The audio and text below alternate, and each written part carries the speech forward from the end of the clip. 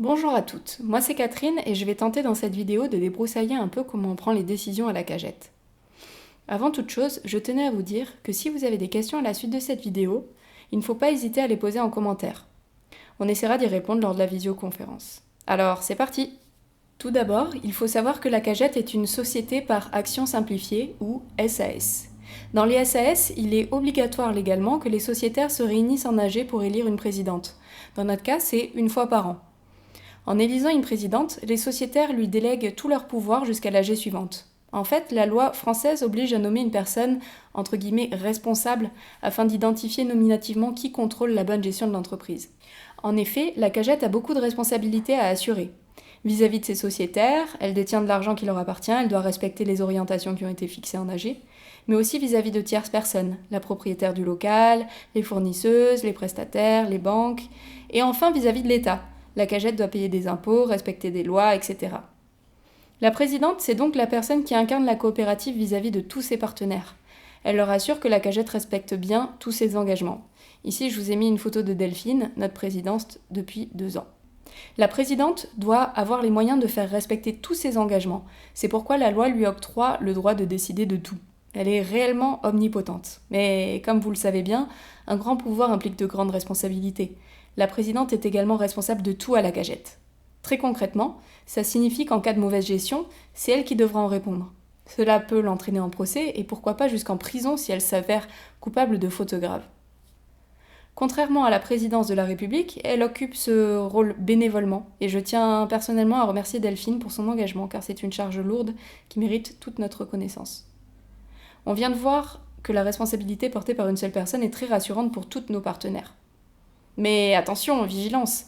Cette centralisation du pouvoir et des responsabilités dans les mains d'une seule personne heurte nos principes d'autogestion et de participation démocratique. En fait, à la cagette, on a toujours une tension entre présidence omnipotente et gestion horizontale.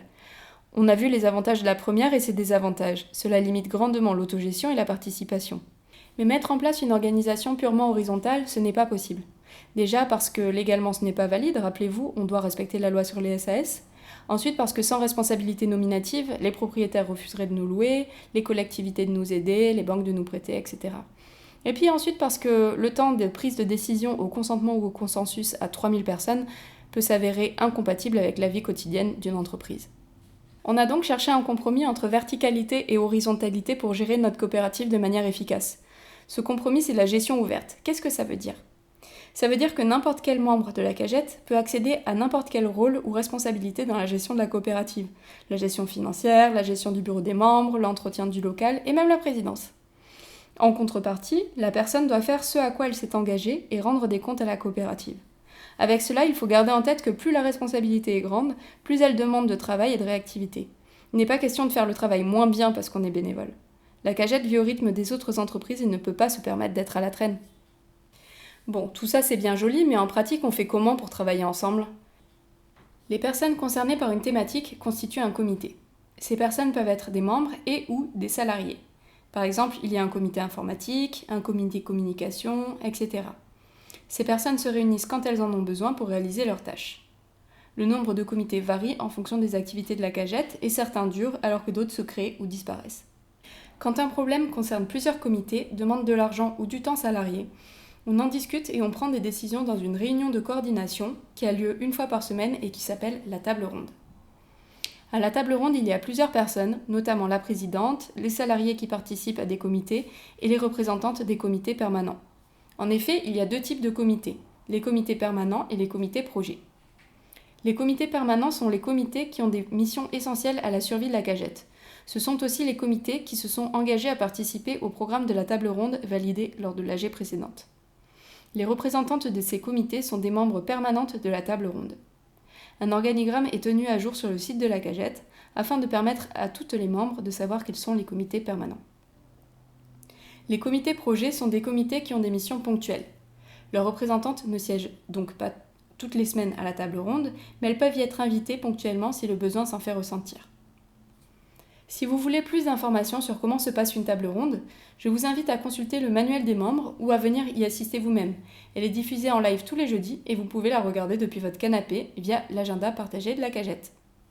Maintenant, je vais vous parler de quelques règles qui animent notre travail collectif.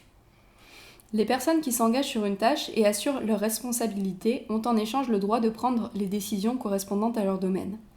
Si une décision concerne plusieurs personnes, elles doivent se réunir pour décider collectivement. On utilise alors une technique d'animation qui s'appelle la prise de décision par consentement. Quoi qu'il arrive, à n'importe quel moment, la présidente peut toujours dire non à une décision qui est prise par une membre ou un comité. C'est le pouvoir que lui octroie l'AG en la choisissant. En effet, elle est la seule personne qui dispose d'une légitimité pour arbitrer car les autres participantes n'ont pas été élues. Au cours de l'année, le rôle de la présidence n'est donc pas de prendre des décisions, mais plutôt de surveiller que les décisions prises par les membres des comités correspondent à la loi française et aux orientations fixées par l'AG. Elle s'appuie donc sur le maximum de sociétaires disponibles pour accomplir le programme pour lequel elle a été élue. Elle a tout intérêt à ce que les sociétaires s'investissent dans les comités pour prendre en charge une partie de ses responsabilités. Voilà, grosso modo, comment se prennent les décisions à la cagette. Le détail de cette organisation est expliqué dans notre règlement intérieur qu'on appelle le manuel des membres et que vous pouvez télécharger sur le site de la cagette.